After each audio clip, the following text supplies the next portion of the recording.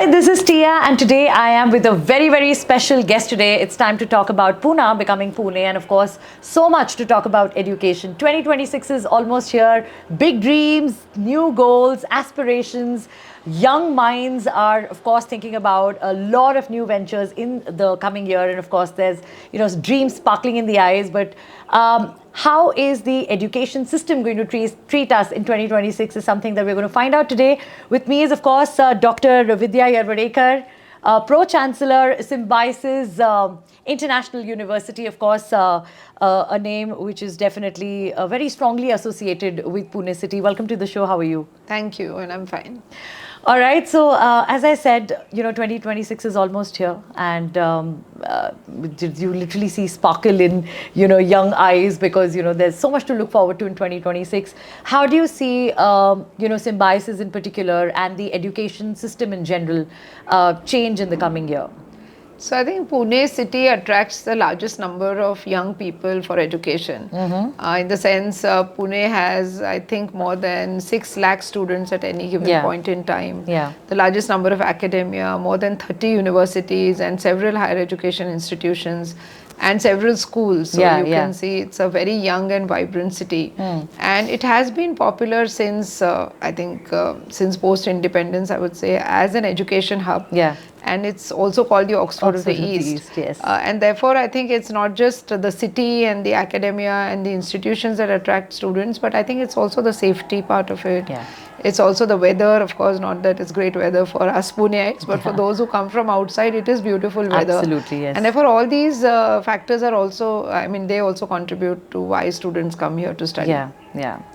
So, Pune became Pune, so many things changed and some people experienced it, but some have also contributed to this change. Talking about the visionary Padma Bhushan, Dr. S.B. Muzumdar, your father, of course, he had this vision of making this home away from home for all international students, and you've beautifully taken this forward. If somebody comes and asks you from another country or another city, why should they settle in Pune, what would you tell them?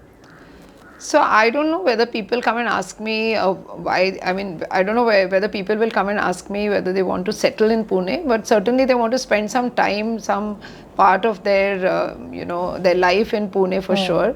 And what I've seen is when students come and take admission, at least in Symbiosis, of course, most of our programs are residential and we provide hostels. But for those which are not, and where parents have to really hunt for accommodation, they prefer buying apartments so that their kids stay there and then they continue staying there for a couple of years. And so many people have settled like that. Absolutely, So many from Delhi and other places find Pune very attractive to even come and spend a few years of their lives here. So, as a city, how has Pune shaped your career or your life as an educationist? Oh, honestly, I wasn't an educationist. I was a doctor, a medical doctor by training and by profession for a large number of years. I was abroad, but I'm a hardcore Puneite. So when I went abroad, we lived in Oman, in Muscat, because my husband wanted to do higher studies. He wanted to give his Royal College examinations, and India was not a center. So the closest to India was Dubai, but we didn't get a job in Dubai, so we worked with the Ministry of Health in Oman. But my heart always lied in Pune and still remains in Pune, and therefore I had told him that just for 5 or 6 years I'll be with you, but then I'm going to come back with the family, and then we should settle back here in Pune, and that's what we did. So Pune is there's something in the air of Pune that I think attracts people, and also for typical Puneites like me, this is home. So I mean, that's what Pune is for me. Of course, as the education scenario has definitely changed from what it was earlier. As a child, I've grown up on the college, on the campus of Fergusson College, where my father taught botany, and he was also the rector of the boys' hostel. And our home, our bungalow, was opposite the boys' hostel in Fergusson College.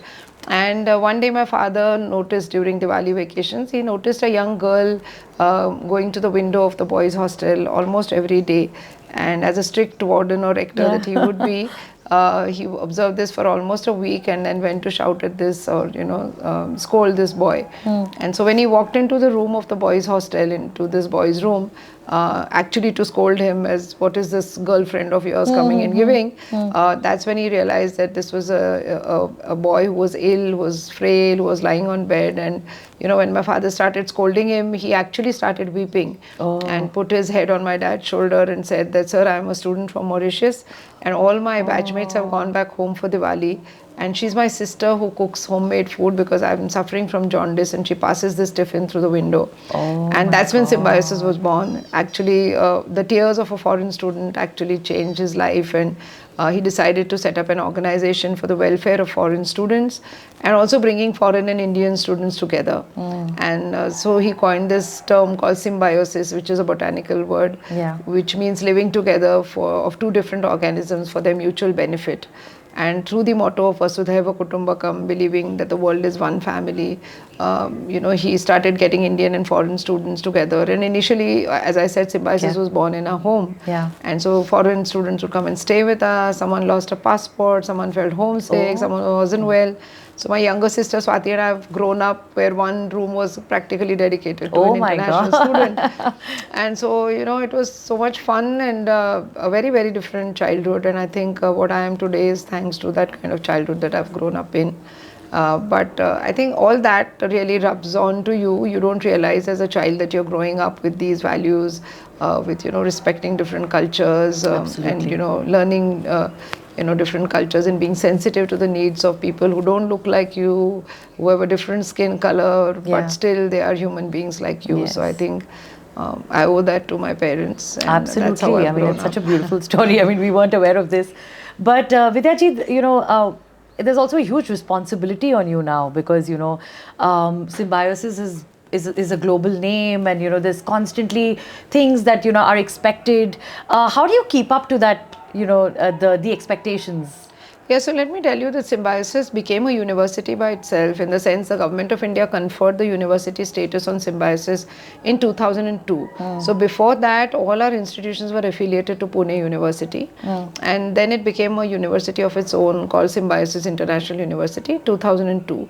And that's when the university, I think I would say that it got wings to fly. So we could design our own curriculum, we could appoint good faculty members, good directors for leading institutions and so on, and we could expand geographically as well because being a university we could set up our campuses. And I think the exponential growth of Symbiosis began after that. Even earlier, of course, it was growing, it was always on an upward trajectory.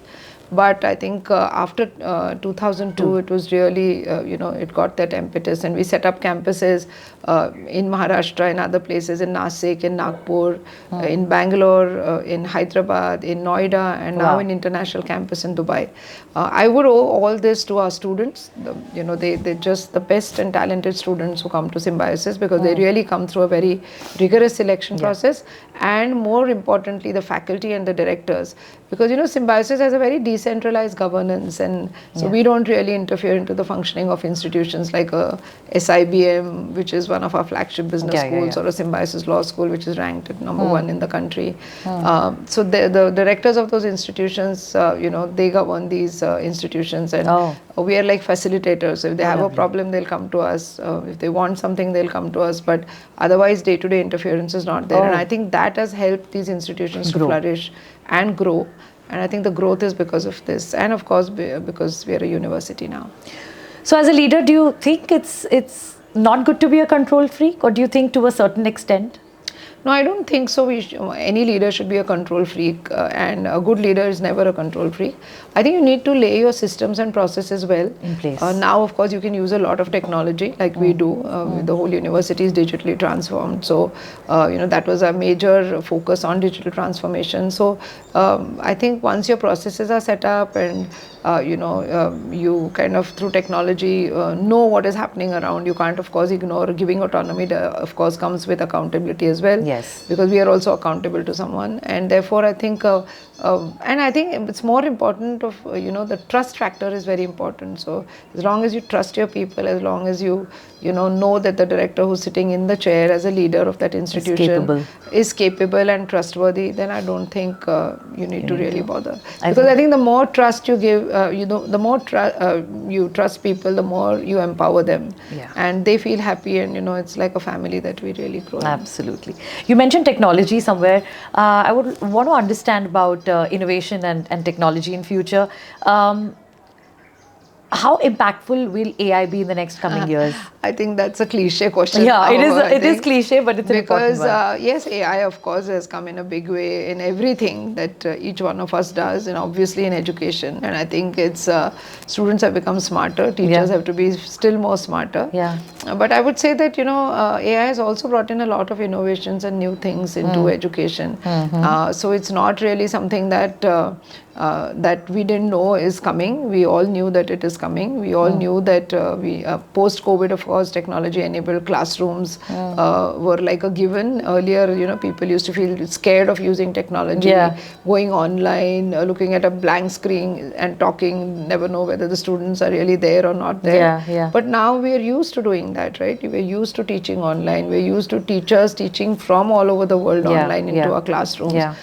Something called as COIL, Collaborative Online International Learning, is a given, where a professor from, say, one of the UK universities and someone from Symbiosis is teaching or co-teaching a class of students that are sitting here and sitting in UK. So all this is like, something which is a norm now, which wasn't earlier. I think likewise AI is also going to be the same. Right now people are scared about AI because they feel jobs will go away, they feel students will answer only using ChatGPT and so on. So it's I think the role of the teacher is now something that has really changed. So how can educators ensure that this is not a distraction but just like a help? No, of course it is. I would say it is great help, and as I said, the role of teachers is very important because the kind of questions, see, evaluation then becomes far more important so evaluation and assessments gain more importance than teaching, I would say. So the institutes are preparing for that? Obviously, and in Symbiosis it's always been not really teacher centric but student centric.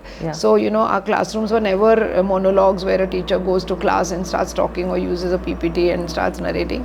The students always come and present in class. There are various kinds of pedagogies that were anyways used, and I think AI is just supplementing all this, and really causing any problems in class. But yes, definitely things have changed, and we have to ensure that whatever the learning outcomes that are expected of students of a particular grade or of a particular class, or when we give them the degrees, we have to obviously ensure that the proper learning outcomes are done, so that when the students move out into the corporate world, they're equipped with the skills and the knowledge, and not just the ChatGPT knowledge. Because when I interview people, I know whether the person sitting in front of me has that knowledge or he or she is just using some jargon that is on ChatGPT. Correct.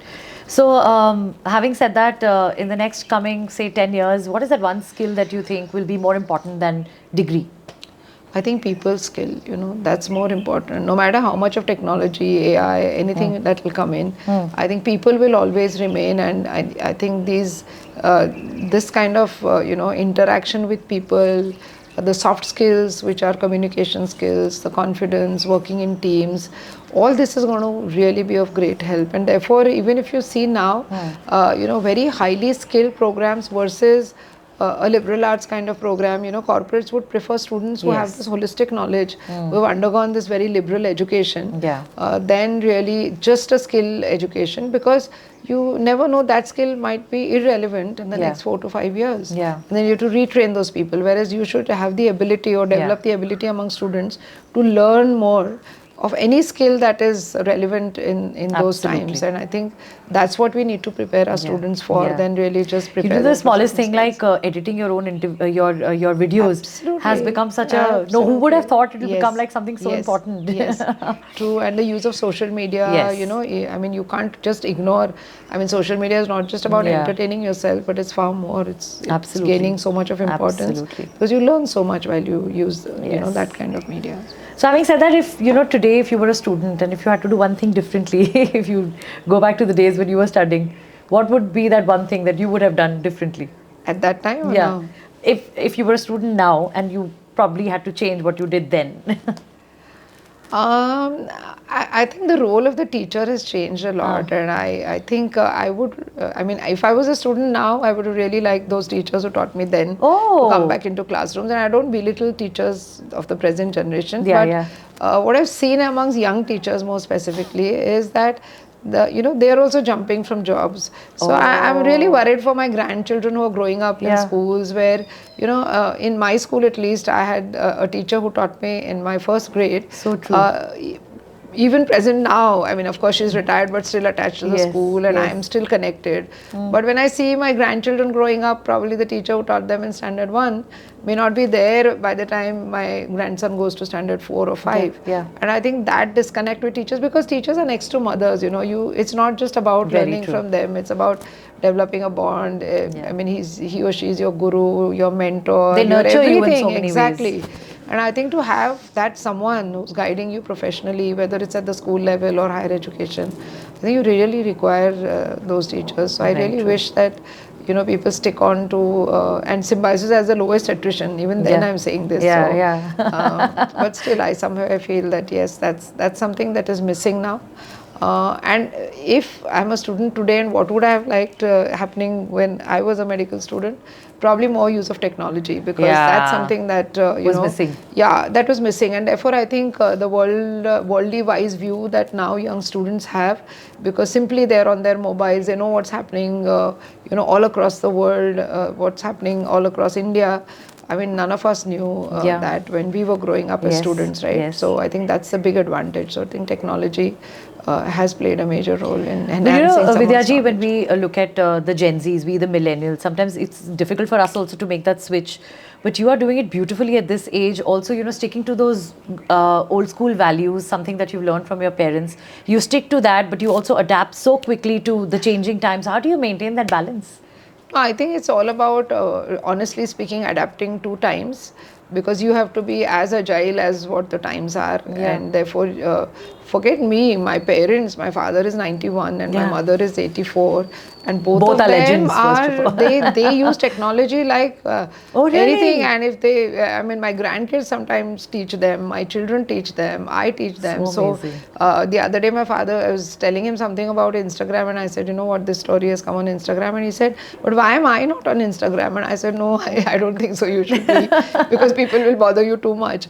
But he says, I need to know what's happening, in different ages and so on. So I think just the ability or want to learn something new should be there with each one. And as we grow older, I think it's all about how much you're really relevant in those times. Because people respect you for that. And then not forgetting the core, the values that you have grown up in. I think to maintain that humility, I think at least in Symbiosis or in our family, that's a virtue that all of us have imbibed, and we want to continue with that. That you should, you should be humble, because you should always believe. I mean, at least we believe that we are custodians of this large university or the schools of Symbiosis, and not really owners. And there's a grey line between custodians and being owners. And I think you don't need to cross that over. Only then you realize that you're responsible for all this. But not really that you have the ownership. And I think these are values that my parents have taught me. Clearly, it's in the genes. So talking about genes, who's going to take the legacy forward? Is it your son Amey or your daughter Amrita? Are they equally interested, or their spouses, or how is the legacy going to be taken forward? No, actually both of them fortunately are involved with Symbiosis, in the sense Amey looks after our off-campus centers, the centers that are outside of Pune, and also some of the administration and campuses here. Amrita looks after our international office. So, Symbiosis is such a large organization. Everyone has to be part of it. 100 hands are really, fall short of help. And therefore, like the way I learned, I learned just observing my father and my mother, the way they govern Symbiosis. As to sit in his office and see how he interacts with people. So I think they're in that learning curve still. And let them, so they don't work really at the top. They work under at least a ladder of people. So, and that's, so that keeps them grounded and, also They're humble. Absolutely grounded, because your daughter-in-law, Swati, she comes up to me one day and she says, you know what, Tia, I have actually interned with you. I'm like, what? She's like, I was your intern at the radio station. She's like, but you were Right, too busy in right. your programming, so you never noticed me. I said, 1 second, hello, are you serious? Like, you have such a big institute, you're No, part of but such a big family, you could both have learned so Swati much. and Anish, fortunately, both my Yeah. kids have got good spouses Yeah. and very humble too. So I think these are family values that you need to carry forward and pass on to the next generation. And I think finally in life, it's all about how you behave, what kind of person you are, how ethical you are. Absolutely. And those characteristics, and that's something that you can't change. That's something that is so Absolutely. core to you. Skills can be, definitely. I mean, you Yes. can gain skills by training, but you can't gain these unless you pass it on to your generations. Very, right? very true. Absolutely. So, very quickly, one last thing about Pune. You're a hardcore Punekar. Absolutely. Yeah. So, one thing that makes Pune the most attractive city, according to you, you've seen the world. You made your world here. I think it's the vibrancy and the dynamism of young people. I mean, I've never seen. I mean, if you walk on Ferguson College Road, I mean, I lived in Ferguson College. They later, of course, on the outskirts of Ferguson College. So when you walk on the FC Road, the amount of young people that you see, on a Sunday evening, I don't think you see it anywhere, including Oxford. I've been to Oxford. Yeah. Those streets are still deserted. But here you see, I mean, that kind of vibrancy, and I think IT and the technology hub, at Hinjewadi has also added to this vibrancy and dynamism of the city. So I think that keeps the city going. So once when it was Pune and a pensioner's paradise, Yes. where old people who retired came and settled in Pune, now it's just Pune, which is, a very dynamic and vibrant and Full a of city of young opportunities. people. So I think that's what is the charm of Pune. And there's something in the air of Pune, because I tell you, there's so many families that I know who are Yes. from the north specifically and Yeah. from Delhi. And when they come here, they just cannot go, and That's they true. say, I wish we lived in this city. I think Pune, and I think next to it would be Bangalore, another city that really attracts people from across India. Yeah. All right. Thank you so much for this lovely tete-a-tete. Yeah. Keep doing the amazing work that you're doing. Thank you so much. You dear. know, It was as I nice said- interacting with you. Thank you so much. In fact, as I said, Symbiosis is a very integral part of Pune city, and has kind of given recognition to the city globally, in terms of education. I hope you continue doing the amazing work that you're doing. And yeah, you want to say something to the audience and the listeners? Yeah, I think education plays a major role, and I hope 2026 is a year for education, with a large number of universities that are already there in Pune and many more coming up, a large number of student population, and a large number of academia and industry to add to it. I think there couldn't be any better city in the whole of India as what Pune is, with a very, very strong industry and a very strong academia. And therefore, I think let's make this city more vibrant, more dynamic, and a city that everyone will be associated with.